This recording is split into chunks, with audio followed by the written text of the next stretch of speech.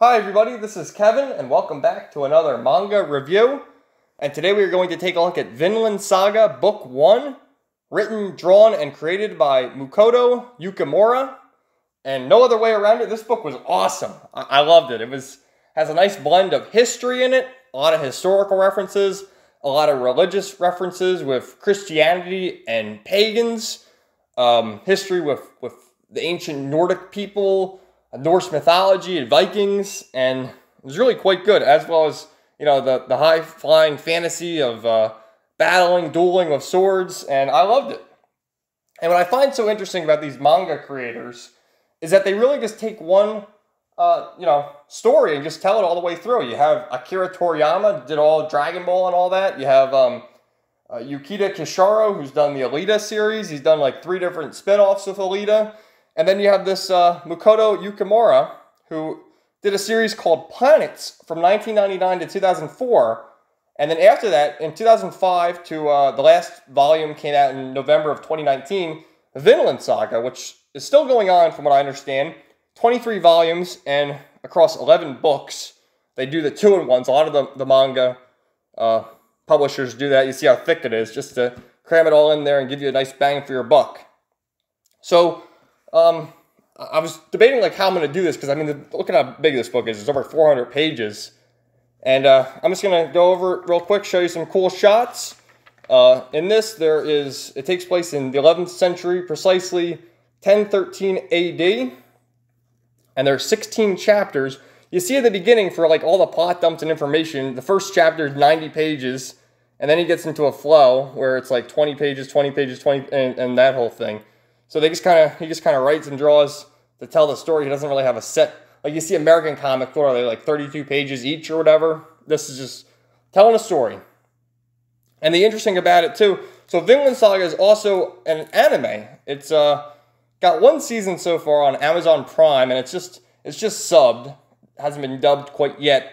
And it's 24 episodes. It goes up to, I think, chapter 54 of the manga. And you can see here, we're just scratching the surface of that. This goes up to chapter 16. So that's probably like book 4 or book 5. And the first 2 chapters are in present day, showing the main character right here, Thorfinn, who's on the cover. And he's with a band of mercenaries and Vikings led by their leader here, Askeladd. And they're out there conquering, they're agreeing to aid the Franks against the English. The Franks are the French. Against the English in exchange for half the spoils. So they go in there, and Thorfinn is able to persuade the ruler here, saying, look, if you don't agree to give us half the spoils, we're going to go help the English now. We have no stake in this. We're just in it for the money. You know, we don't care if you win. We don't care if the English win. So they go in there, and I just love the way the art, like, look at this guy's face, Askeladd right there. All the detail of his goatee there, his hairdo, his smirk. And really, this artist here, manga artists are fast. They get the work done really fast, and they show an incredible amount of detail. Like you see in the ship here, everyone's face there on the ship, and it's really quite good. So they do this pincer attack, in which they send the forces, the French send their forces in the front with the battering ram, and then in the back, the Vikings here, led by Askeladd, have their ships, and they go on the river in the back. So they get the pincer attack, and that's their way to defeat them. Easily done. You see all the carnage there. Everyone's dead. And what happens is the Shogun here, who's this dopey general who has no clue what the hell's going on, he goes in there and sees all the treasures gone, and Askeladd, of course, has the crown and all the riches, and you see there's the cross. They mention that quite a bit. They mention in the name of Jesus Christ and that whole thing. And Thorfinn, what he does here, you see, he throws the head of the commander, and he had agreed with Askeladd that if you were to show the head of the commander, he would be granted a wish. And what his wish is, we're going to skip a few pages, he wishes that they go into the neighboring port, and Askeladd, that's Lord Gorm, and he's Askeladd's uncle, and he shows the head, and he agrees to have a duel, Thorfinn and Askeladd, because it's revealed that Askeladd actually murdered Thorfinn's father, which I don't really understand why he would take him in, but we'll figure that out as the book goes on, I guess. And so to avenge his father, they have a duel. And he mentions, wow, you've grown tall, you're stronger. And you see, it's quite an interesting matchup. You have Askeladd with the broadsword and Thorfinn with 2 daggers. And he's actually doing quite well. He grabs the sword right out of his hands, and Askeladd kind of, he has like this confident look on his face, like, oh, this boy, you know, you have much to learn. And so he's going in for the kill, and what he does is he just grabs his arm and twists it really. I don't know whether he just popped the shoulder out. I don't think he broke the shoulder, but he disabled the shoulder, and that's it. So Thorfinn's just sulking in the ship. All the other Vikings are having their merry feast. And the slave girl's getting beaten. And he gets a flashback to his father, and the father's just saying, you know, you gotta be strong, you gotta be strong. And as the father is, you know, petting him on the head, making sure he's okay, the slave girl shows up and to bring him food. And she questions why he's out here. Are you a slave too? He says, no. I just need to be out here for my thoughts. So that's it for the current time. And this gives you a flashback from 10 years earlier. That's young Thorfinn being told a tale by the great Leif Erikson. And we'll skip a little bit. It's just sort of just setting up how they have a peaceful life here until one day they find a slave body, to which Thors takes in the slave body and wants to nurse him back to life. They notice he has lash marks all over his body. He has a chain around his neck that was ripped off, and they nurse him back to health until this guy, Halfdan, shows up from the neighboring empire with the empty chain there looking for his slave. And so he shows up, and he's like, well, give me my slave. If you don't give me my slave, we're going to start killing people, and we're going to turn you into slaves. So he makes his way into the room, obviously. He sees the slave, and he says, you know, give him here. And Thors is basically like, well, he's half dead anyway. We're just nursing him back to health. And Halfdan says, we need to bring him back to make a statement to my other slaves. If they run off, this is what happens. They're going to die. So Thors proposes a trade. He wants to give up 4 sheep for the slave. And he says, well, he's half dead anyway. No. Is it really worth that much? And Thors says, we'll give him 8 sheep then. And what happens is he's not able to make it through the night, and he ends up burying the slave as a sort of respect to bury him instead of bringing him back so he'd just be beaten in front of the other slaves to be made an example of, which is showing his pride and you know, how he respects life. So you get this whole thing where the Vikings are bathing on their weekly day of Saturday, and they get ambushed by the English. And, you know, then it cuts back here to where a ship shows up with a bunch of warriors. And they show up, and they're looking for Thors, as he was once a great warrior here. And that's the general here. And we need to assemble our army once again. And no man is accepted, you know. And he mentions that Thors was a deserter, which is interesting because of how much pride and really respect everyone has. So he agrees that Thors has to join the battle. So then you get these little notes here, and this is where it really starts getting good. So he agrees to do the battle, and he has to assemble some more men, and he's really only able to get like 4 or 5 other guys, because really the village where he lives is all either old men like Leif Erikson or boys, who, like his son, who aren't strong enough, and they're having their little battle here.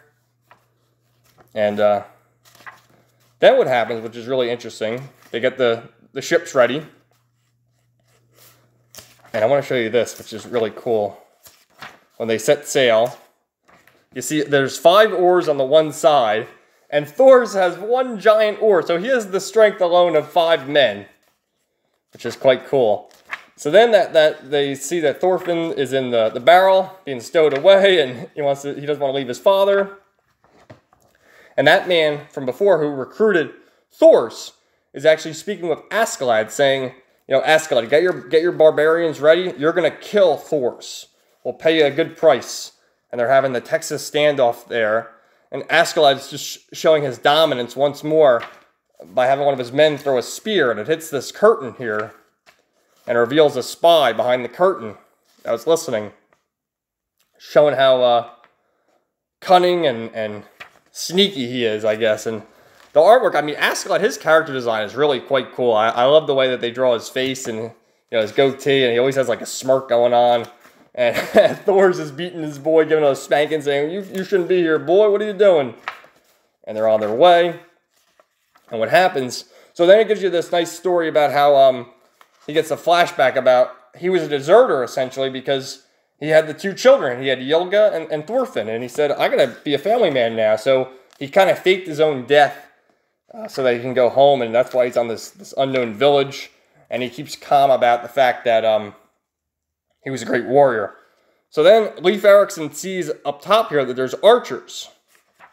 He's like, what's the meaning of that? And then they unleash the blockade here of all this rubble to stop them in the river here. And the only thing they can do is turn back. And even if they turn back, they can't do that because there's archers above them. So Askeladd's there. Once again, look at that. Terrific. And he's there staring them all down. So Thorfinn arms everyone up, gives the dagger to Thorfinn there. And he makes his way to sort of have negotiations to speak to their leader. And every man that tries to take him on is no match. He's not even using his sword. He's breaking their arms, snapping their necks, just absolutely killing them. So this Bjorn here goes berserk. He had ate the berserker mushroom, they said, and like in Super Mario Brothers, and he goes nuts. But he punches him right in the face and is no match. And the other men that were with Thors there, the boys, are like, we should go fight. And Leif Erikson says, you are no match. Look at Thors. He's just taking them all head on, one punch at a time. So he finally wields his sword to have a duel, requesting a duel with Askeladd, in exchange that if he's to defeat Askeladd, he's to go free. And you see here they have the archers ready to release their arrows on Askeladd's command. So he seeks the duel. And, you know, just the emotion in their faces and everything that's going down here, absolutely terrific. So they have their duel. And really, Thors has the upper hand here. He's able to get in there and do quite well. Until Askeladd slashes him and he sees, I just grazed him? What is this man? What is he wearing, a steel plate underneath his shirt there? So he says, you know, surrender or else. And just excellent artwork of this duel they're having. I really loved it. So what happens is they keep hitting each other's swords until Thor's sword breaks.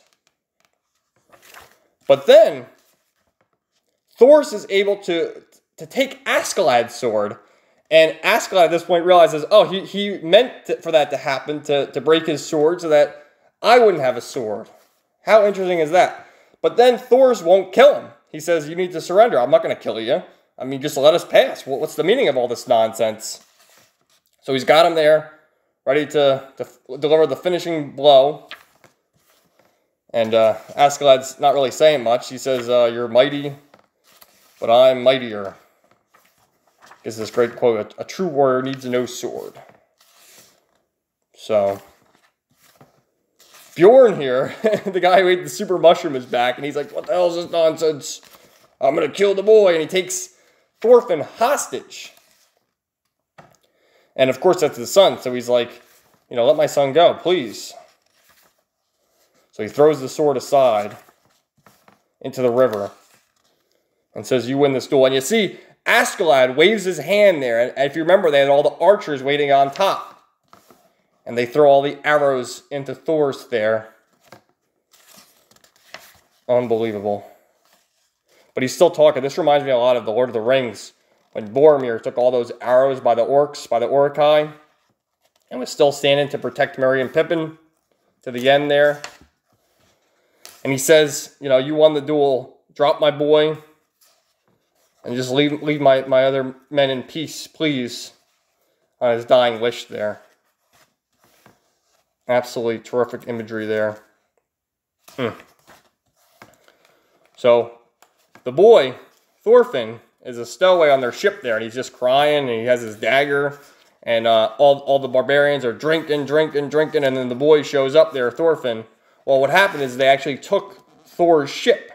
And Thorfinn wouldn't leave. So he's on there and he says, he's forever seeking to get revenge. I'll swear to kill you. I'll kill you. I'll kill you. I'll kill you. So they just leave him back there. And to be continued in Vinland Saga Book 2. And then it's got all these great maps of where they've gone. And then this sort of thing, which is great. This is by the author and the illustrator.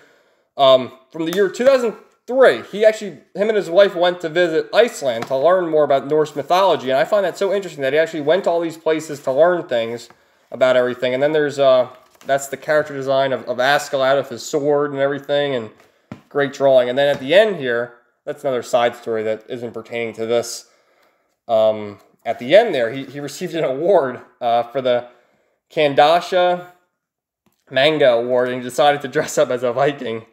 And then he makes reference to like how heavy it was and all that. But man, I know this video went really long, but this book was terrific. I can't wait to get book 2. There's 11 books in the series. I'm curious to see how it's going to go, whether if book 2 starts right where it ended, or if it once again does like the present time and then does a flashback. Because really, you got the 2 chapters in the beginning of the present time, and then it was all flashback. Yeah, this was awesome. I highly recommend it. I've seen the first episode of the anime, but I don't want to watch the whole anime until I read the manga, just to know what's going on. And then I just want to let you guys know that I will be having a review of Battle Angel Alita coming soon. I got Deluxe Edition Volume 2 and Deluxe Edition Volume 3 in the mail. So I think we're going to be doing a manga review every Saturday. That'll be the manga day. And I hope you guys stick around and enjoy. So thanks for watching. Give me your thoughts in the comments down below. And stay tuned for more new comic books and manga reviews coming soon. Thank you and have a great day.